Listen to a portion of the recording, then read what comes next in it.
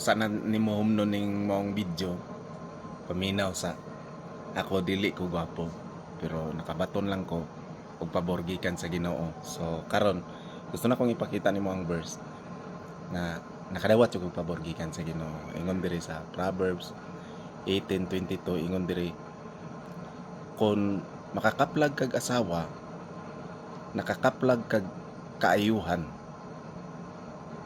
magpaila ka na nga gipanlanginan ka sa Ginoo. So panalangin ra sa Ginoo ning gwapa nga asawa, bisan dili kay kagwapo paglantaw sa uban pero nakadawat ra man kag pabor gikan sa Ginoo, gwapa nga asawa. So kung nakauyon ka ni, paki-like ug share, kinato na yung tiwason ng video.